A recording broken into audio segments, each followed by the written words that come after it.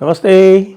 आप सभी से अनुरोध है कि कृपया हमारी चैनल को सब्सक्राइब करें, वीडियो को लाइक करें और ऊपर का QR स्कैन करके पत्रम पुष्पम हमें सहयोग भी करते रहें। भारत से अमेरिका को बड़ी शिकायत हो गई है और G7 को भी बड़ी शिकायत हो गई है। आपको पता है G7 ये वेस्टर्न डेमोक्रेसी तथाकथित वेस्टर्न डेमोक्रेसीज़ का एक ग्रुप है और इस बार ये कनाडा में हो रहा है। 2019 से लगातार भारत को G7 में इनवाइट किया जाता रहा है, लेकिन इस बार इनवाइट नहीं किया गया है। जानते हैं क्यों नहीं किया गया है? क्योंकि भारत ने पहले से उनको ये बता दिया था कि तुमको हम आतंकवाद समर्थक देश मानते हैं, इसलिए तुम बुलाओगे भी तो हम ठुकरा देंगे। तो ये माइक कार्नी जो उनके नए प्रधानमंत्री हैं, उनको ये पता चल गया क्या मतलब बता दिया गया, कम्युनिकेट किया गया उनको इनफॉर्मली कि कोई पॉइंट नहीं है, अगर बुलाओगे तो डिक्लाइन होगा। तो इसलिए उन्होंने कहा कि अच्छा है हम बुलाते नहीं हैं। और अभी भी इसके ऊपर चर्चा चल रही है कि भाई देखिए भारत को नहीं बुलाया गया। पाकिस्तान वाले बड़े खुश हो रहे हैं। और दूसरी तरफ अमेरिका के एक सेक्रेटरी ऑफ कॉमर्स हैं, सेक्रेटरी मतलब जो मिनिस्टर बोलते हैं उनको मिनिस्टर को वहाँ सेक्रेटरी बोलते हैं, तो वो कॉमर्स सेक्रेटरी हैं मिस्टर लुटनिक। तो मिस्टर लुटनिक जो हैं वो भारत के विरुद्ध बहुत सारी शिकायतें कर रहे हैं। एक प्रोग्राम में, एक प्रेस कॉन्फ्रेंस में, प्रेस मीट कह लें उसको, वो कहते हैं कि साहब कि ये देखिए कि भारत से हमारी बड़ी शिकायतें हैं। एक तो देखिए भारत जो है ना वो हमारी बात नहीं मानता, भारत हमको सरेंडर नहीं करता, भारत रशिया से वेपन्स खरीदता है और भारत हमको ट्रेड डील पे जैसा हम कहते हैं वैसा नहीं करता है। उनका जो मिनिस्टर है वो बड़ा टफ है, वो बात नहीं मानता। भारत को ऐसा मिनिस्टर भेजना चाहिए जो हमारी बात मान ले। अब इसमें आप समझ सकते हैं कि लोगों को भारत से परेशानी क्या हो रही है, क्योंकि भारत तो अपने हिसाब से चलता है, मोदी जी अपने हिसाब से चलते हैं। और उधर हमारे एक राहुल गांधी नाम के जंतु हैं, वो कह रहे हैं कि साहब कि मोदी ने सरेंडर कर दिया। तो भाई अगर राहुल गांधी जी, अगर मोदी ने सरेंडर कर दिया होता आपके हिसाब से कि ट्रंप ने उनसे कहा कि सरेंडर और नरेंद्र ने कहा जी हुजूर, तो ये बताइए कि ये जो मिस्टर लुटनिक हैं ये जो बोल रहे हैं ये क्या है कि साहब भारत तो साहब रशिया से करता है और वो ब्रिक्स चलाता है और ब्रिक्स में रोल प्ले करता है और भारत हमारी जो डॉलर की हेजमनी है उसका भी विरोध करता है। ये सारे काम तो 2014 के बाद ही शुरू हुए हैं ना राहुल गांधी जी। 2014 के बाद ये कार्य शुरू हुए हैं और उसमें पूरी तरह से भारत ने एक स्टैंड ले लिया है। अमेरिका के ख़िलाफ़ भी स्टैंड ले रखा है, यूरोप के ख़िलाफ़ भी ले रखा है और कनाडा तो खैर इनका पप्पू ही है। तो G7 वालों के धौंस में तो भारत आता नहीं, तो भारत ने सरेंडर कैसे किया ये हमें बताने का प्रयास करेंगे राहुल गांधी जी भी से। राहुल गांधी जी ने कौन कौन सा सरेंडर किया वो हम भी बता देंगे, वो तो हम अभी बताते हैं। एक बात जो मेंशन नहीं की वो ये है कि भारत ने रशिया से ऑयल खरीद कर अपनी बहुत भारी बचत कर ली, बहुत भारी बचत कर ली। करीब $100 बिलियन बचाए भारत ने अपने। न केवल वो $100 बिलियन बचाए, वो $100 बिलियन का हमने बड़ा ज़बरदस्त अपना जो हमारी डिफेंस डेवलपमेंट है उसमें लगाया और उसका परिणाम आपने देखा जो अभी हमें सामने दिखाई पड़ा पाकिस्तान के साथ युद्ध में।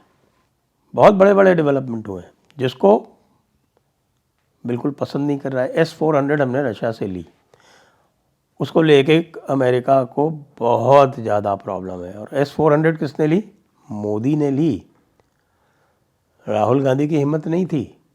या राहुल गांधी के जो चमचे हुआ करते थे उस समय, स्वर्गीय मनमोहन सिंह जी, स्वर्गीय मनमोहन सिंह को तो अमेरिका में नवाज शरीफ ने देहाती औरत बोला था और उस देहाती औरत वाले रिमार्क के विरोध में राहुल गांधी नहीं बोले थे, मोदी जी बोले थे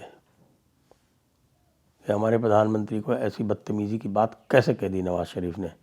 राहुल गांधी ने तो बल्कि और बदतमीज़ी कर दी थी। उसी उसी मीटिंग से जब लौट रहे थे मनमोहन सिंह, तो वही समय था जब वो लालू यादव वाला जो ऑर्डिनेंस था उसको फाड़ा था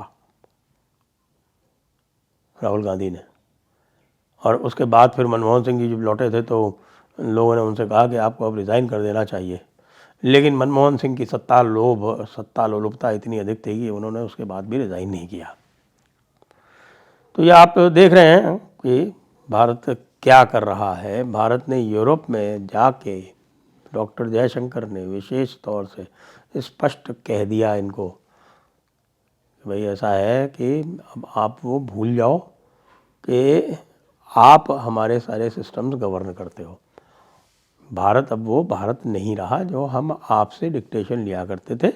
हमें पार्टनर्स चाहिए, हमें प्रीचर्स नहीं चाहिए, हमें उपदेश देने वाले नहीं चाहिए। पार्टनर बनना चाहते हो तो बनो, ये उपदेश देना बंद करो कि जो चीज़ें आपके अपने यहाँ गलत हैं वो दूसरे देशों में जाके सही हो जाती हैं। कि दूसरे देशों में आप आतंकवाद का भी समर्थन कर लेते हो और सब कुछ कर लेते हो, लेकिन अपने देश में उसको आप सहन नहीं करते हो। ये जो डबल स्टैंडर्ड्स हैं ये अब नहीं चलेंगे। यही बात सीधे सीधे अमेरिका को भी बता दी गई है, G7 को भी बता दी गई है कि भैया G7 को अगर भारत से एंगेज करना है तो भारत के टर्म्स पे करना पड़ेगा। ये जो लुटनिक जो बकवास कर रहा है इसकी बड़ी भर्त्सना जो है वो अमेरिका में भी हो रही है कि this is no way to make friends with India. America का कहना है कि तुम केवल हमारे टूल बन के रहो, कि तुम चाइना के विरुद्ध हमारे टूल बनो। जब हम कहें कि चाइना से लड़ जाओ तब तुम लड़ जाओ। जैसे जब हम पाकिस्तान से कहते हैं कि भारत से लड़ जाओ तो पाकिस्तान लड़ जाता है, उसी तरह से जब हम भारत को कहें कि तुम चाइना से लड़ जाओ तो लड़ जाना। बात कहें सॉरी, ये नहीं होगा। अमेरिका बहादुर, अपनी औकात में रहिए और अपने खाल में रहिए, हम ऐसा नहीं करेंगे। तभी मिस्टर लुटनिक कहते हैं कि भाई ये ट्रेड डील जो है ये खिंचती चली जा रही है और किसी ऐसे आदमी को भेजिए जो तुरंत ट्रेड डील साइन कर दे। पीयूष गोयल बहुत टफ पड़ रहे हैं उनके लिए। और भारत ने भी अब ये निश्चित कर लिया है कि भैया ये ट्रेड डील होगी तो हमारे हिसाब से होगी।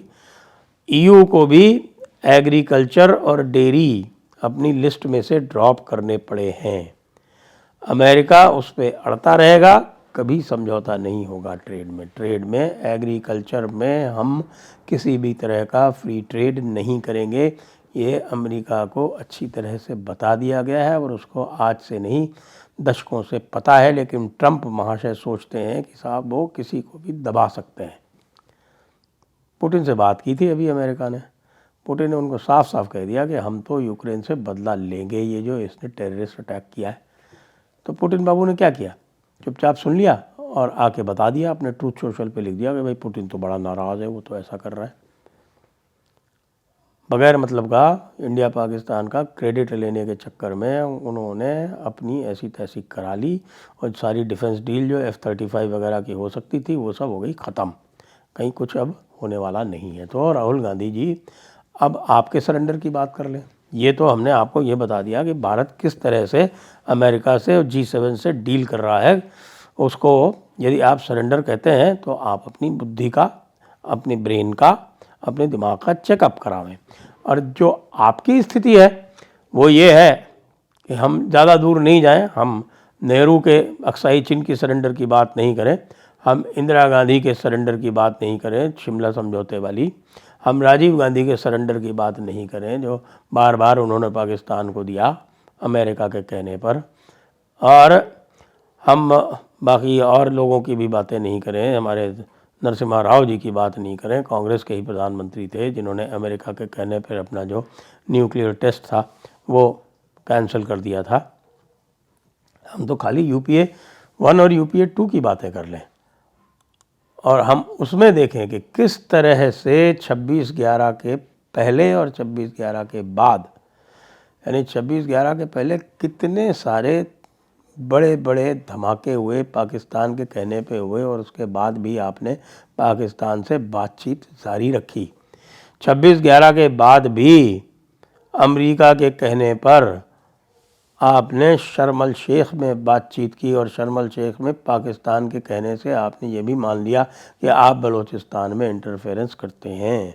और ये अगर सरेंडर नहीं था पाकिस्तान के सामने तो क्या था? अमेरिका के सामने सरेंडर तो आपकी पुश्तों में लिखा हुआ है, आपके वंश में है, लेकिन पाकिस्तान के सामने सरेंडर। उसके बाद जो कुछ नाटक किए आपने भगवा आतंकवाद सिद्ध करने के लिए, वो किसके कहने से किए, किसके सामने सरेंडर था? और तो और 25 आतंकवादी पाकिस्तान के पकड़े हुए छोड़ दिए आपने 2010 में एज अ गुडविल जेस्चर, और अब आप बात करते हो सरेंडर की। जब मोदी जी ने उनसे बातचीत भी बंद कर दी, बातचीत के साथ साथ ट्रेड भी बंद कर दिया, और ट्रेड और सभी के ऊपर सबसे बड़ी बात उनका पानी भी बंद कर दिया। कुछ इलाज करवाओ राहुल गांधी जी, ठीक नहीं चल रहा है सब कुछ। जय हिंद, जय भारत, वंदे मातरम।